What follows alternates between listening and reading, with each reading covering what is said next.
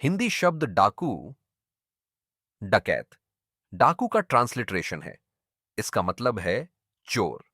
सिर्फ एक आम चोर नहीं, बल्कि जब लोगों का एक ग्रुप हथियारों से लैस और ऑर्गेनाइज्ड होकर चोरी करने का प्लान बनाता है, तो वह डकैती होती है। जब मैं छोटा था, तब भी इंडिया में अमीर लोगों के बच्चों को चुराना, फिर माता पिता को धमकी देना कि अगर उन्होंने पैसे नहीं दिए तो बच्चे के हाथ काट दिए जाएंगे, एक आम बात थी।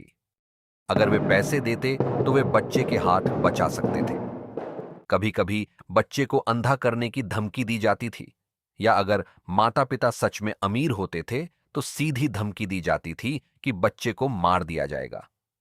बच्चे को बचाने के लिए बेचारे माता पिता कुछ भी करने को तैयार रहते थे।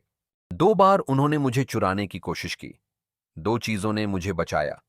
एक मेरा घोड़ा था, जो सच में एक ताकतवर अरबी था। दूसरा भूरा, नौकर। मेरे दादाजी ने उन्हें हवा में गोली चलाने का ऑर्डर दिया था, उन लोगों पर नहीं जो मुझे किडनैप करने की कोशिश कर रहे थे, क्योंकि यह जैन धर्म के खिलाफ है। लेकिन उन्हें डराने के लिए हवा में गोली चलाने की इजाजत है। बेशक मेरी दादी ने भूरा के कान में फुसफुसाया था, मेरे पति क्या कहते हैं इसकी परवाह मत करो। पहले तुम हवा में गोली चला सकते हो, लेकिन अगर यह काम नहीं करता है तो याद रखना, अगर तुमने लोगों को गोली नहीं मारी तो मैं तुम्हें गोली मार दूंगी। और वह सच में एक अच्छी शूटर थीं। मैंने उन्हें गोली चलाते देखा है, और वह हमेशा छोटी से छोटी बात पर सटीक निशाना लगाती थीं। वह ज्यादा कुछ नहीं चूकती थीं। जहां तक डिटेल्स की बात है, नानी बहुत सटीक थीं।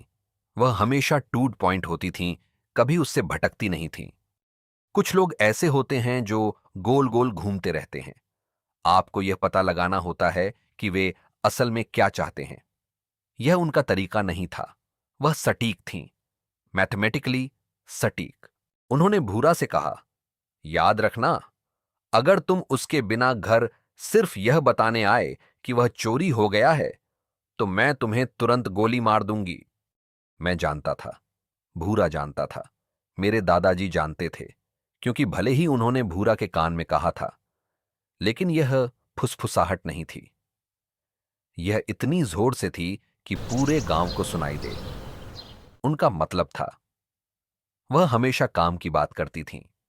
मेरे दादाजी ने दूसरी तरफ देखा। मैं खुद को रोक नहीं सका।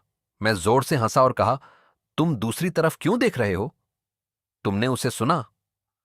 अगर तुम असली जैन हो तो भूरा से कहो कि वह किसी को गोली ना मारे। लेकिन इससे पहले कि मेरे दादाजी कुछ कह पाते, मेरी नानी ने कहा, मैंने तुम्हारी तरफ से भूरा को भी बता दिया है, इसलिए तुम चुप रहो। वह ऐसी औरत थीं कि वह मेरे दादाजी को भी गोली मार देती। मैं उन्हें जानता था। मेरा मतलब असल में नहीं, बल्कि मेटाफर के तौर पर है, और यह असल में होने से ज्यादा खतरनाक है। इसलिए वह चुप रहे।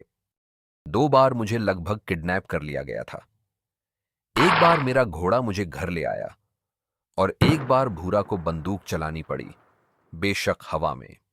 शायद अगर जरूरत होती तो वह उस आदमी पर गोली चला देता जो मुझे किडनैप करने की कोशिश कर रहा था, लेकिन कोई जरूरत नहीं थी। इसीलिए उसने खुद को और मेरे दादाजी के धर्म को भी बचा लिया। तब से यह अजीब है, मुझे यह बहुत बहुत अजीब लगता है, क्योंकि मैं सबके लिए बिल्कुल नुकसान न पहुंचाने वाला रहा हूं, फिर भी मैं कई बार खतरे में पड़ा हूं। मेरी जान लेने की कई कोशिशें हुई हैं। मैं हमेशा सोचता रहा हूं, जब जिंदगी कभी न कभी अपने आप खत्म हो ही जाएगी, तो कोई इसे बीच में ही खत्म करने में क्यों दिलचस्पी लेगा? इसका क्या मकसद हो सकता है? अगर मुझे उस मकसद का यकीन हो जाए तो मैं इसी पल सांस लेना बंद कर सकता हूं। लेकिन जब उसने भूरा से कहा था, अगर कोई मेरे बच्चे को छूता है तो तुम सिर्फ हवा में गोली नहीं चला सकते, क्योंकि हम जैन धर्म में विश्वास करते हैं। वह विश्वास अच्छा है, लेकिन सिर्फ मंदिर में। बाजार में हमें दुनिया के हिसाब से बर्ताव करना होता है, और दुनिया जैन नहीं है।